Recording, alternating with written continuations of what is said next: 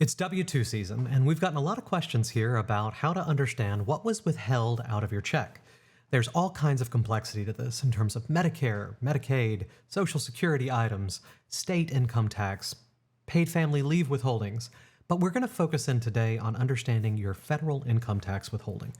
This seems to be where the majority of the questions we get come from, especially when you go and file your taxes and enough money hasn't been withheld out of your check.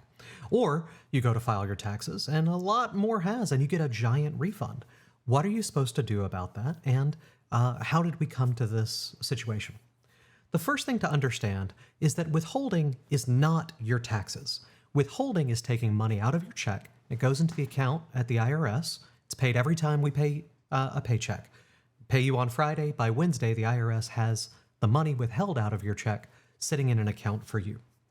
And then when you go to file your taxes the following year, they look to see how much you've already put in and how much you owe. That amount that you owe could vary hugely in ways that your employer has no way of knowing. Yes, the number of dependents is disclosed in there, and there are lots of other ways you can manage this, but your employer doesn't know whether you receive annuity payments from your grandmother, whether you've won the lottery, whether your spouse makes $1 million a year or no money a year, whether you have a side business or rental income. There's a reason taxes are complicated. There's a lot to file there.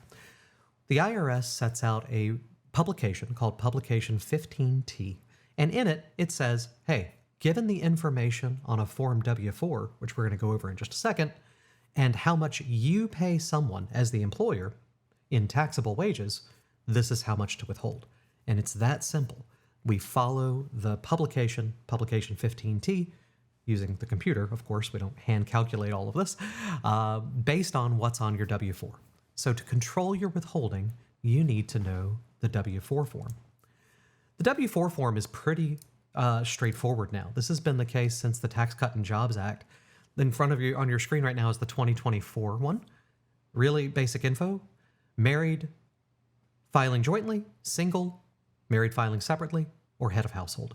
There are only 3 core brackets for withholding now. Used to have all those plus all these dependent numbers, right? You'd write in 12 dependents or 4 dependents, and that would change to a different withholding table. Under the Tax Cut and Jobs Act back in 2019, 2020, this is what this came out. Most of these tax effects really didn't start affecting people, I noticed, until around 2022. A lot of the things like increasing the standard deduction, changing the tax tables, those sorts of items, a lot of people really didn't start questioning this until 2022. But the long and short is a lot of it's changed in the last few years. So it's worth reviewing. First, you mark single, married, or head of household. Then there's another section. This section is optional. And in it, you claim dependents. You used to just write in the number of dependents, but it says, hey, now if you make less than $200,000 or $400 if married filing jointly, multiply the number of qualified children under 17 by 2,000 and other dependents by 500. That's how they account for dependents now. And that kind of makes sense because most kids are worth about a $2,000 tax deduction. That's the general idea behind that number. But they could be worth a lot more if you're spending money on tuition and daycare, and you have an HSA that we don't, that isn't part of payroll. There's a lot of reasons why it could be different, but this is just to replace the old deduction claim. Okay? Then, step 4, optional, allows you to simply add other income, other deductions, or add any extra taxes you want to pay each pay period. So, if you have $1 million a year in rental income on copy your paycheck, well, first of all, congratulations, but you could put that $1 million here. And then from your company paycheck, a lot more money would be withheld, okay?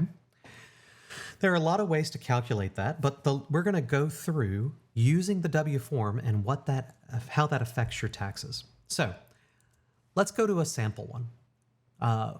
Taking that information in Publication 15T, there's a worksheet called Worksheet 1B. And in there, you put in the total payment that they get that's taxable, that pay period. So your gross income minus any tax-qualified deductions, the number of times per year to get an annual amount, and then you use the Form W-4 to add in their deductions and subtract out additional income to get an adjusted annual payment amount. So, first, you made say you made $4,000 a paycheck. That's $96,000 a year if you're semi-monthly. So We'd put in the 4,000 and we'd put in the number of pay periods and get 96. Then we would add in lines from your W-4 and subtract out other ones to get an adjusted annual payment total. Let's look at what it would look like kind of filled out. If you made 4,000 per pay period, 24 pay periods, that's 96,000 per year. Step 4A of the W-4, which we showed earlier, is other income. That's the $1 million in rental income you got or nothing. You add those together. Then you add from 4B, the deductions. Again, whatever deductions you have. If you're married filing jointly, we put in 12,900 here. If you mark single or head of household, it's 8,900. And then we add those lines together for 12,900 for married and the deductions that you put in. And we get a number. In this case, it would be 96,000 minus 12,900 if they're married filing jointly. No other deductions, no other income. That would lead to $83,100, 24 pay periods a year, 3,462 in adjusted per pay period amount. So that's what we come down to. That after your standard deductions, after other income and other deductions, and the number of deductions you put in for your dependents, we get a dollar figure per pay period. Now, Publication 15T is really long, and it has calculations in there for how a payroll system should do it, but it also has super easy charts where you can see if you make this much between this much and this much, this is about how much should come out. So I'm going to zoom in. Remember, doing our calculation here, we came to 3,462. Well, on the chart is for semi-monthly payrolls between 3,460 and 3,495.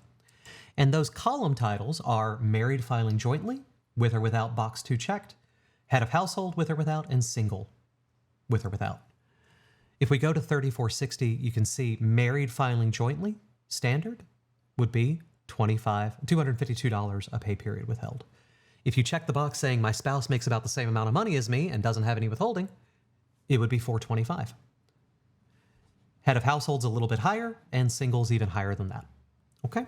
And that's how we come to what is being deducted. We actually use a percentage method in the computer that calculates all those things, but this is where these numbers come from. So if you make $4,000 a paycheck, it's not unexpected for if you're married, your withholding to be $252.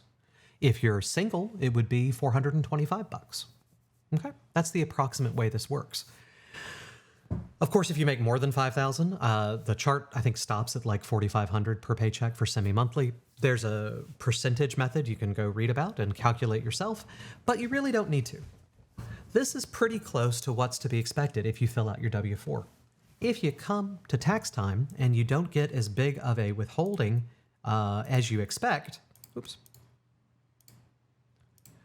you don't get as big of a withholding as you expect, you don't have enough saved up and you owe a lot more in taxes, it's not because of your paycheck. It's because you have other incomes or you don't qualify for certain deductions, or maybe you're legally blind like me and you get a little bit of extra deduction. There's all sorts of reasons that they wouldn't match up. What you want to do when you file your taxes, if you get too big of a refund or you owe money, you need to talk to the person who filed your taxes or read Publication 15T yourself and decide what your W-4 needs to be for next year. I hope this is helpful to you, and I hope it gives you a good little understanding of what it is we're doing over here when we're calculating your payroll taxes.